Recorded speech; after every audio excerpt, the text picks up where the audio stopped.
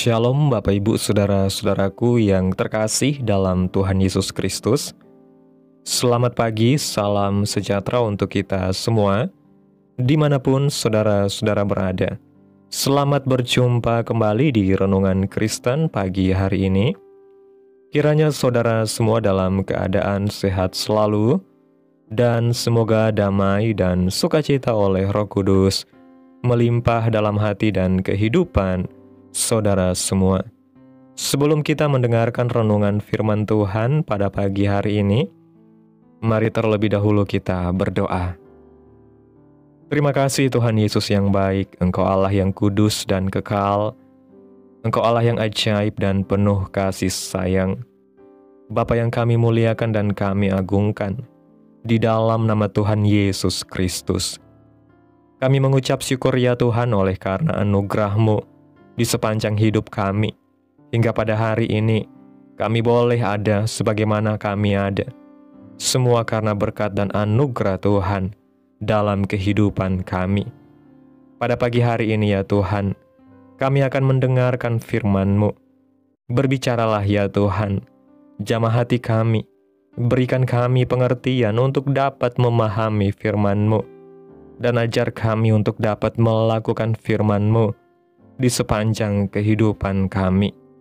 Berfirmanlah ya Tuhan, kami sudah siap mendengarkan firman-Mu. Di dalam nama Tuhan Yesus kami berdoa. Amin. Bapak Ibu Saudaraku yang terkasih, ayat renungan kita pada pagi hari ini terdapat dalam kitab 2 Raja-Raja pasal 5, ayat 1-5 yang berkata demikian. Naaman, panglima Raja Aram, adalah seorang terpandang di hadapan tuannya dan sangat disayangi, sebab oleh dia Tuhan telah memberikan kemenangan kepada orang Aram. Tetapi orang itu seorang pahlawan tentara sakit kusta. Orang Aram pernah keluar bergerombolan dan membawa tertawan seorang anak perempuan dari negeri Israel. Ia menjadi pelayan pada istri Naaman. Berkatalah gadis itu kepada nyonyanya, sekiranya tuanku menghadap nabi yang di Samaria itu, maka tentulah nabi itu akan menyembuhkan dia dari penyakitnya.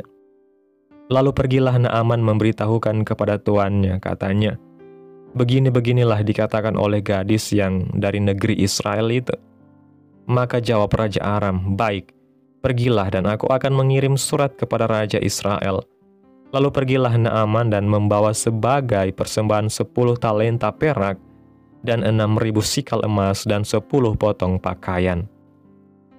Bapak Ibu Saudaraku yang diberkati Tuhan, dahulu kala sering terjadi pertempuran antara Israel, negeri asal gadis ini, dengan orang Aram, negeri tetangga. Suatu hari orang Aram datang ke Israel dan menawan gadis cilik ini. Ia dibawa ke Aram dan dijadikan pelayan istri Naaman, panglima tentara Aram. Naaman menderita penyakit parah yang disebut kusta, yang bisa menyebabkan bagian tubuh seseorang terlepas. Pelayan cilik ini memberitahu istri Naaman bagaimana suaminya bisa disembuhkan. Ia mengatakan jika Naaman berada di Samaria, nabi yang bernama Elisa bisa menyembuhkan penyakit kustanya. Nah, cara pelayan ini berbicara tentang Elisa meyakinkan Naaman bahwa sang nabi benar-benar bisa menyembuhkan dia. Maka atas persetujuan Ben-Hadad Raja Aram, Naaman dan beberapa pelayan mengadakan perjalanan jauh, kira-kira 150 km, untuk menemui Elisa. Setibanya Naaman di rumah Elisa bersama kuda serta keretanya, Elisa mengirim seorang utusan untuk memberitahu dia, mandilah 7 kali di sungai Yordan, dan engkau pun akan sembuh. Naaman marah besar. Ia berharap Elisa akan keluar menemuinya dan menggerak-gerakkan tangannya di atas kusta itu agar ia sembuh. Sebaliknya yang keluar hanyalah utusan ini. Maka Naaman berbalik dan pergi dengan marah. Apa yang akan kita lakukan andai kata kita salah seorang hamba Naaman? Para hamba Naaman bertanya kepada Naaman, seandainya Elisa meminta engkau melakukan sesuatu yang sulit, bukankah engkau akan melakukannya? Maka mengapa tidak melakukan hal sederhana ini? Mandi sajalah dan jadilah tahir." Naaman mendengarkan saran mereka. Ia pun turun dan mulai membenamkan diri dalam sungai Yordan 7 kali. Setelah itu tubuhnya pulih seperti tubuh seorang anak kecil. Naaman kembali kepada Elisa dan mengatakan, "Lihat, sekarang aku tahu bahwa tidak ada Allah dimanapun di bumi selain di Israel." Ia berjanji kepada Elisa bahwa ia tidak akan pernah lagi mempersembahkan persembahan bakaran atau korban kepada Allah lain manapun selain Yehova. Mujizat yang terjadi dalam kehidupan Naaman diawali oleh kesaksian dari seorang gadis kecil. Tidak disebutkan siapa namanya, namun apa yang dikerjakan gadis ini membawa perubahan yang luar biasa dan menjadi kesaksian. Ada beberapa hal yang dapat kita teladani dari gadis kecil ini. Yang pertama, menerima rencana Tuhan. Gadis ini terpisah jauh dari keluarganya. Bahkan mungkin keluarganya telah dibunuh oleh orang-orang Aram. Dia tinggal di tengah bangsa yang menjadi musuh dan memiliki kepercayaan yang berbeda. Namun dia tidak larut dalam kesedihannya, menyimpan dendam dan berusaha membalas dengan kejahatan. Yang terlihat dari kisah ini bahwa gadis ini dapat menerima setiap rencana Tuhan dalam hidupnya, sekalipun itu pahit. Yeremia pasal 29 ayat 11 mengatakan, "Sebab aku ini mengetahui rancangan-rancangan apa yang ada padaku mengenai kamu. Demikianlah firman Tuhan, yaitu rancangan damai sejahtera dan bukan rancangan kecelakaan, untuk memberikan kepadamu hari depan yang penuh harapan." Yang kedua, tetap berkelakuan baik. Jika kita perhatikan bahwa sarannya untuk membawa Naaman ke Samaria diterima oleh istri Naaman itu, artinya gadis ini selama membantu di rumah Naaman pastilah memiliki kelakuan yang baik, sikap yang baik sehingga tuannya mau mendengar perkataannya. Yeremia 29 ayat 7 mengatakan, "Usahakanlah kesejahteraan kota kemana kamu aku buang, dan berdoalah untuk kota itu kepada Tuhan, sebab kesejahteraannya adalah kesejahteraanmu." Yang ketiga, bersaksi tentang Tuhan. Dan yang terpenting dari kisah ini adalah gadis ini mau bersaksi kepada tuannya. Ia tahu dimanapun dia ditempatkan, ia harus tetap menjadi saksi, sehingga ada orang-orang yang belum mengenal Allah yang benar, diubahkan sehingga memiliki pengenalan dengan Allah yang benar itu.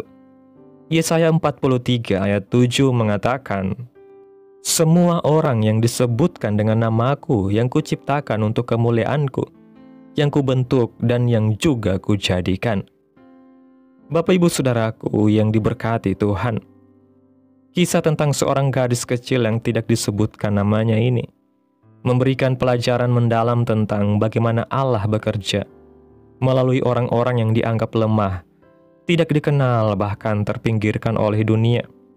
Tidak ada catatan siapa namanya, bagaimana latar belakang keluarganya, atau bagaimana perasaannya ketika dijadikan tawanan perang dan dipekerjakan di rumah seorang panglima tentara bangsa asing. Tetapi justru dari ketidakjelasan inilah kita bisa melihat betapa besar kuasa Allah yang sanggup memakai orang kecil untuk tujuan yang besar. Gadis ini tidak membiarkan dirinya terikat oleh kepahitan masa lalu, tidak membiarkan dirinya jatuh dalam kebencian kepada bangsa yang menawan dan mungkin telah membunuh keluarganya, tetapi ia memilih untuk hidup dalam pengharapan kepada Allah yang hidup dan tetap memegang iman. Sikap ini sangat luar biasa, sebab banyak orang di tengah penderitaan justru cenderung menyalahkan Tuhan, membenci orang yang menyakitinya, bahkan kehilangan arah dan tujuan hidupnya. Tetapi gadis kecil ini menerima kenyataan pahit dengan iman, percaya bahwa di balik semua ini ada rencana Tuhan yang jauh lebih besar, yang bahkan dia sendiri mungkin belum mengerti sepenuhnya. Bukankah seringkali kita juga berada di posisi yang mirip?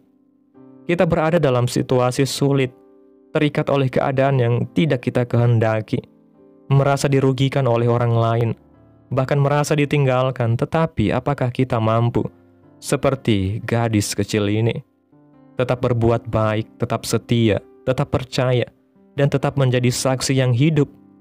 Allah memakai gadis kecil ini bukan karena kekuatan atau kepandaiannya, melainkan karena hatinya yang tulus dan tetap percaya pada kuasa Tuhan. Dan melalui kesaksian gadis kecil ini, hidup seorang panglima besar diubahkan, dan bangsa asing pun dapat mengenal Allah yang benar. Kisah ini juga mengajarkan kepada kita bahwa kesaksian hidup seringkali lebih kuat daripada perkataan yang hebat atau posisi yang terhormat. Gadis kecil ini tidak memiliki kekuasaan, tidak punya pengaruh bahkan dalam status sosial. Ia hanyalah seorang budak perempuan yang mungkin tidak dianggap penting. Tetapi karena hidupnya yang berkelakuan baik, penuh kesetiaan dan tindakannya yang sederhana namun tulus, perkataannya didengar, sarannya diterima, dan kuasa Tuhan dinyatakan melalui kesaksiannya. Dari sinilah kita belajar bahwa menjadi saksi Kristus tidak selalu berarti berkhotbah di depan banyak orang, tetapi lebih pada bagaimana kita hidup sehari-hari, bagaimana sikap kita di tempat kerja, bagaimana perkataan kita di rumah, bagaimana kita bersikap di tengah lingkungan yang mungkin tidak mengenal Tuhan. Kesaksian kita, sikap sabar kita ketika dihina, tetap jujur ketika ada kesempatan berbuat curang, setia ketika banyak orang mulai lalai, atau memberi pengharapan ketika orang lain putus asa, dapat menjadi pintu bagi orang lain untuk melihat terang Kristus dan mengenal Allah yang hidup. Gadis kecil ini hanya berkata satu kalimat sederhana tentang Nabi Elisa, tetapi kalimat sederhana ini mengantarkan Naaman, panglima besar Aram, bukan hanya kepada kesembuhan jasmani, melainkan juga kepada pengenalan akan Allah Israel, sehingga ia akhirnya berkata, "Sekarang aku tahu bahwa tidak ada Allah di seluruh bumi kecuali di Israel." Bayangkan sebuah kesaksian sederhana dari seorang budak kecil membawa seorang panglima bangsa asing menyembah Allah yang benar. Bukankah ini menegaskan bahwa tidak ada yang terlalu kecil, tidak ada yang terlalu sederhana, dan tidak ada yang sia-sia ketika kita hidup setia dan mau dipakai Tuhan? Kiranya kita belajar untuk tidak meremehkan diri sendiri, tidak meremehkan hal-hal kecil yang kita lakukan, sebab Allah sanggup memakai kesetiaan yang kecil untuk pekerjaan besarnya. Amin. Tuhan Yesus memberkati. Demikianlah renungan firman Tuhan pada pagi hari ini. Biarlah menjadi berkat bagi kita semua dan dapat kita lakukan dalam setiap kehidupan kita pada hari ini. Sebelum kita memulai segala aktivitas kita di hari ini, mari kita berdoa. Terima kasih Bapa yang ajaib dan mulia. Engkau Allah yang kudus dan kekal, Allah yang ajaib dan penuh kasih sayang. Bapa, di dalam nama Tuhan Yesus Kristus, kami bersyukur ya Tuhan atas pertolongan-Mu dan penyertaan-Mu, serta atas berkat-Mu dalam hidup kami. Kami berbahagia dan bersyukur atas kebaikan Tuhan dalam setiap kehidupan kami. Tak berkesudahan kasih setia Tuhan, tak habis-habisnya rahmat-Mu, selalu baru tiap pagi. Besar kesetiaan-Mu Tuhan dalam hidup kami. Terima kasih Tuhan Yesus buat firman-Mu pada pagi hari ini. Kami mengucap syukur untuk firman-Mu yang mengingatkan kami melalui teladan seorang gadis kecil di rumah Naaman, bahwa Engkau adalah Allah yang sanggup memakai siapa saja, dalam situasi apa saja untuk menyatakan kuasa dan kemuliaan-Mu.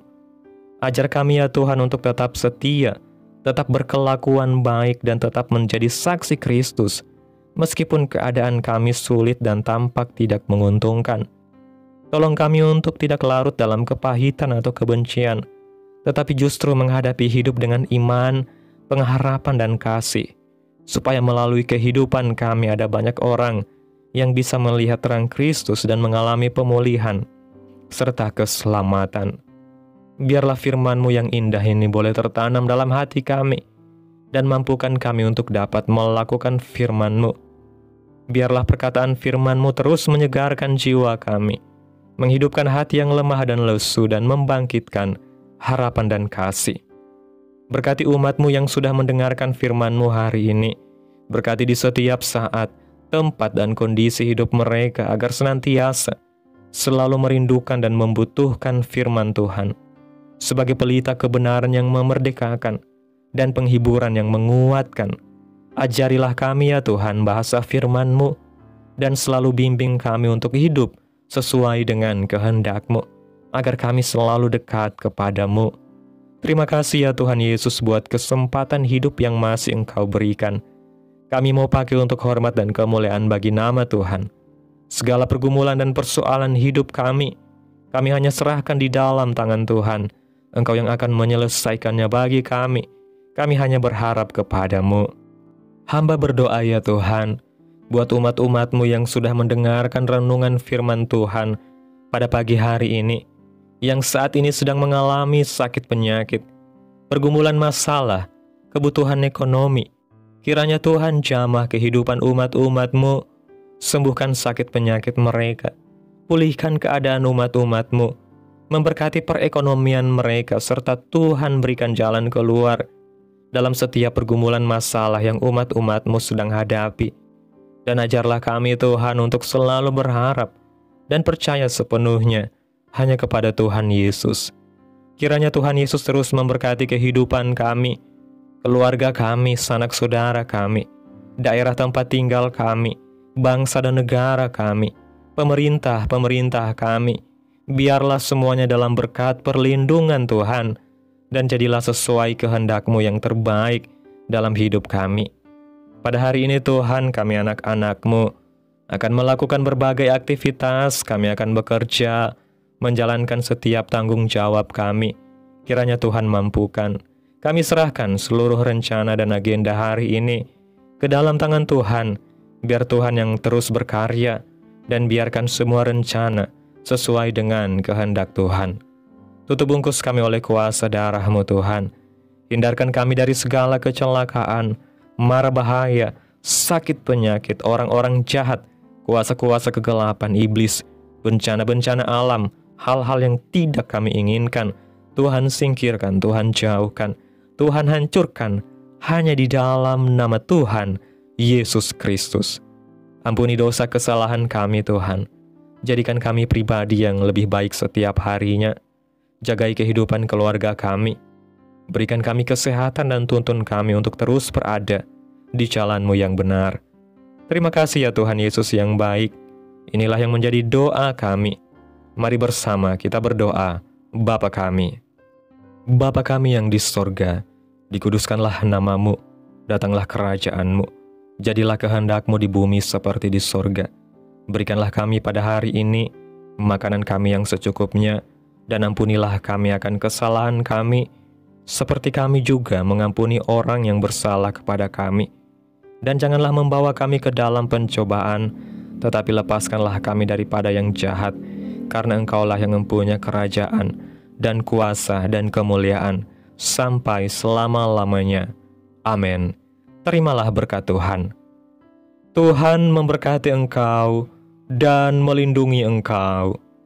Tuhan menyinari engkau dengan wajah-Nya dan memberi engkau kasih karunia. Tuhan menghadapkan wajah-Nya kepadamu dan memberi engkau damai sejahtera. Terimalah berkat Tuhan di dalam nama Tuhan Yesus Kristus. Amin. Selamat pagi, selamat beraktivitas. Tuhan Yesus memberkati.